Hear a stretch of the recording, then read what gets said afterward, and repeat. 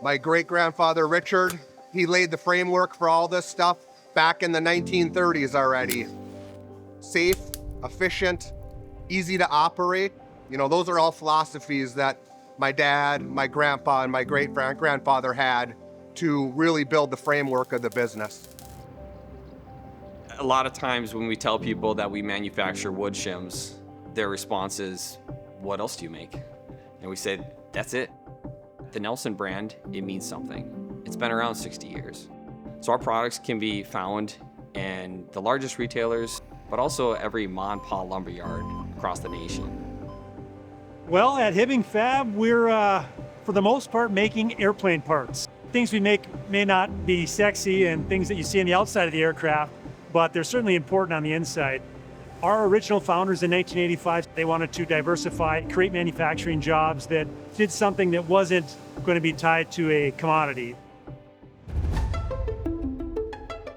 We were in the creamery originally when the business started on the other side of town. We were literally pushing an 800-pound furnace up a slant like this, every day. And that's not great when you start talking about efficiency and ease of operation, especially for trying to provide quality jobs for employees locally over here.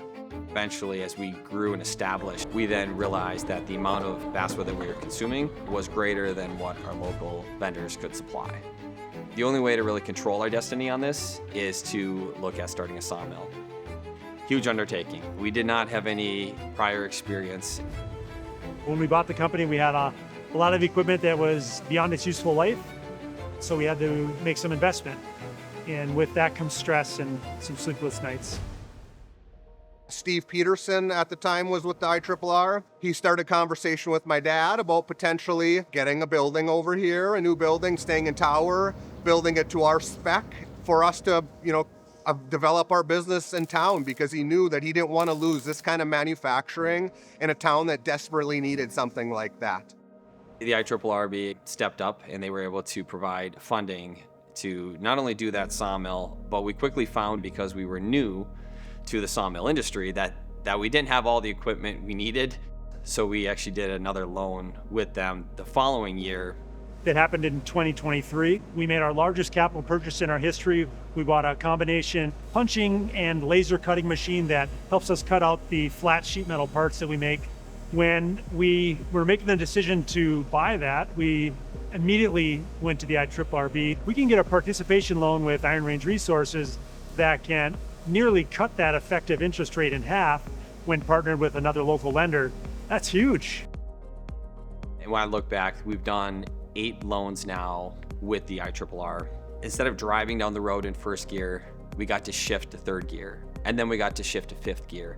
It accelerated our growth much faster than we ever would have been able to do without that support.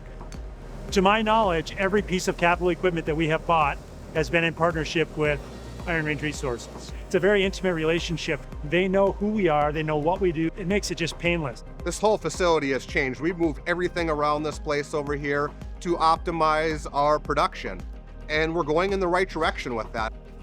We've grown 5 times of what our revenues were, and that volume is supported by going from 20 employees to 60 employees. The path to becoming 100% employee-owned is really both exciting and a gift to, I think, the company and the employees of the company. And that's tremendous.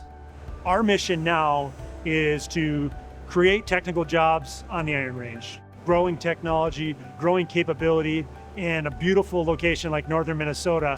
I mean, that's something that you've got to be proud of. My dad was probably welding 100 sauna stoves a year and 50 furnaces a year for people. And now we're, I would say, at least 5 times bigger than that. We may be able to allow people to stay here, people that have deep roots on the Iron Range that would like to stay here but otherwise couldn't. We appreciate being able to be a small part of keeping them in this region. I have multiple friends of mine that I have their kids working for me right now. And it's a pretty cool thing to see that they're able to get a job right here in Tower. As we do well, the community does well. And as the community does well, I think we do well.